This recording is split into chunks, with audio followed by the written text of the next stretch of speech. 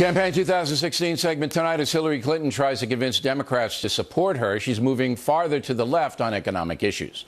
Apparently, she wants to raise taxes on affluent Americans who buy stocks. So as president, I would move to a 6-year sliding scale that provides real incentives for long-term investments.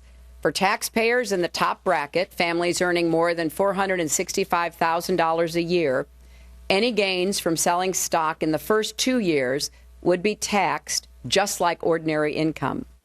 That means about 40% of your profit, if you're in the big zone, would go to the government unless you held for 3 years. You'd have to hold the stock for 3 years no matter what happens to it if you had money made.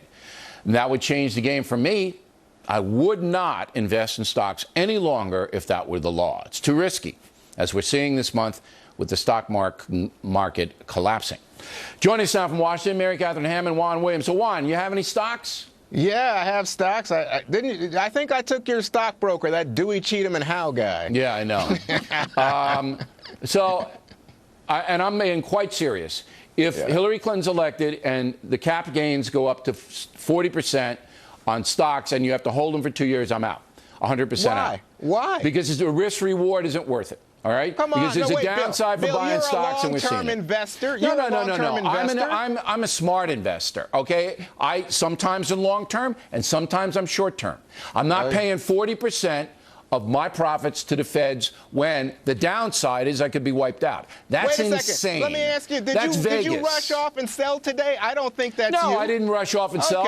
But the cap gains is much lower than it would be under Mrs. Clinton, okay? No, but that's for 6 years, she said. I'm not holding for 6 years. I might be dead in 6 years, all right? I'm not doing that. That's stupid. And not only is it stupid, that's going to wreck the economy and the stock market. What say you, Mary Catherine?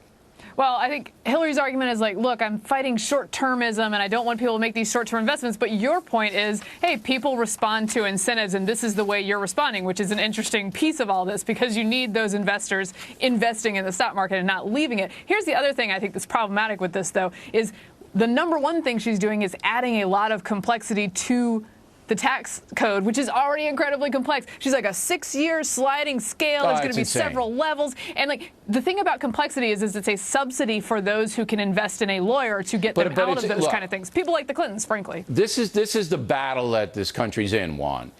The government can't control the private sector. And that's what Bernie Sanders, Hillary Clinton, all of these loons want to do. And that's what President Obama has tried to do. We've seen President Obama fail. The economy is not strong. And the stock market decline in August is going to make it worse because people are going to get scared. They're not going to buy as much. Housing's going to stop. Car buying's going to stop. All of it's going to dovetail down. And, you know, it's good for the Republicans because the Democrats are just going to look like idiots. But Mrs. Clinton is doubling down on this, saying, you know what, I'm going to make it harder for you to buy stocks. Insane. I just have a different point of view. I think the economy is pretty good, and I think you've had a correction in the market right now. I think unemployment's down. The market is way up, way up over where it was certainly in 2008, 2009. And those are the fat cats making money, Juan. They're not the folks down on the street. But let me just say this to you. You shouldn't be investing as sport. If it's a sport, you say, oh, we're going to lose people who are short-term investors. It's none of your business what I do with my money. If I want to invest for sport, I'll invest for sport. It's my business because guess who has to bail out Wall Street and bail out the big bucks guys like you when things fall apart? Regulations are one thing. Punitive taxing something else. No, it's not Mary Catherine gets the last word. One of the problems here, Juan, is that experts who have evaluated this and know the tax code really well say this actually isn't going to incentivize what she wants, at least not in large part. I think what she's trying to get is a lot of class warfare bang for her buck and say, hey, Bernie people, look, I'm soaking the rich without bothering her rich friends that much. Mary Catherine, the biggest asset managers.